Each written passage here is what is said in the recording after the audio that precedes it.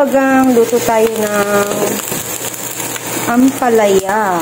Ayan, may chop tayong bawang, sibuyas, kamatis, at saka yung ampalaya. Ito na ibaboy. Papulahin lang natin yung baboy. Ayan yung baboy. Ayan, luto na, mapula na. Lagyan na natin yung bawang. Nilagay ko na yung bawang, papulahin lang natin siya. Ako na ganyan. Hinalo ko ng ganyan. Papulahin lang natin yung bawang. Ilagay natin yung sibuyas. Sutay-sutay lang. Sutay-sutay. Sa totoo ng favorite ko itong munggo to. Ampalayang ginisa. Tapos ilagay natin yung maraming kamatis. Ayan. And then, hayaan lang na madurog yung kamatis. Ayan, igisa lang natin. Hayaan natin malusak yung kamatis. Nagtiga na rin ako ng itlog. Lagay na rin tayo ng talavera patis at saka aroma. Baka naman, talavera patis. Baka naman. Tsaka nor, baka naman. Ilagay ko na yung ampalaya. Ayan, nilagay ko na. Huwag nga pala tayo halo ng halo.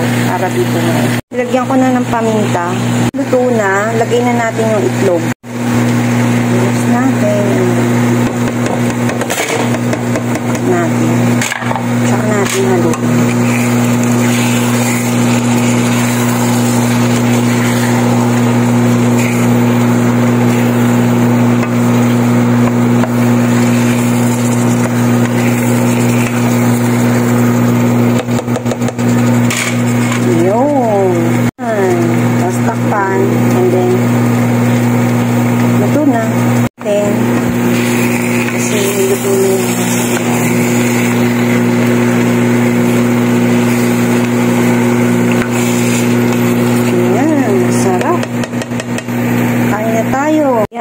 Kakain na tayo. Kain tayo mga kabagang. Thank you Lord for the blessings sa food.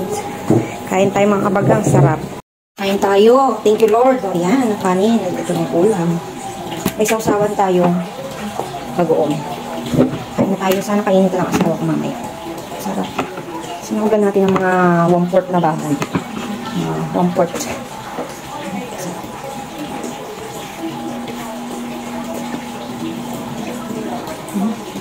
At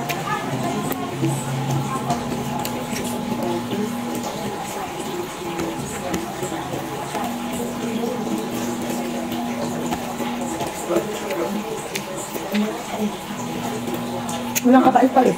No.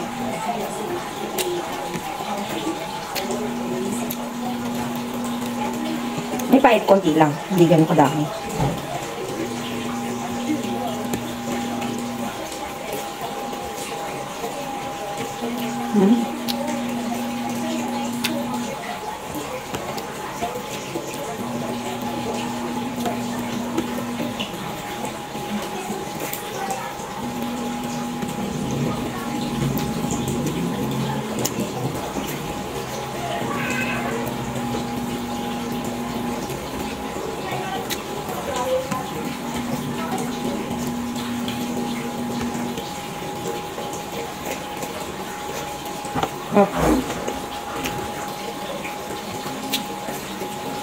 Ang 2 araw ko pang ulam.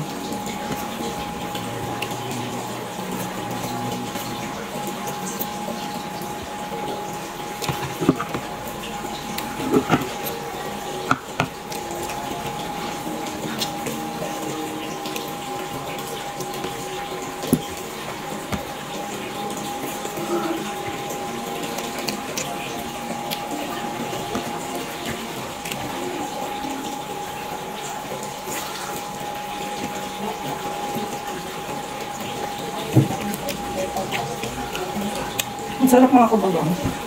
Yummy.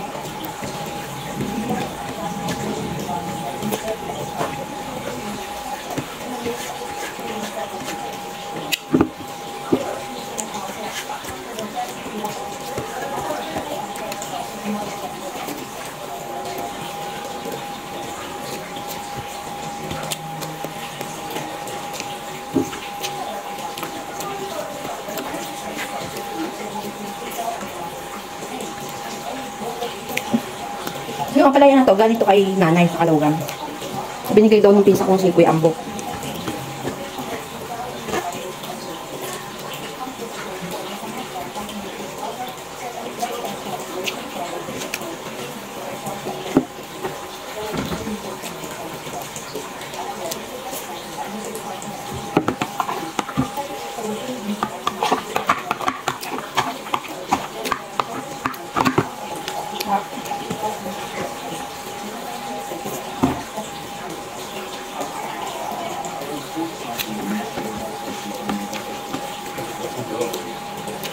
Go.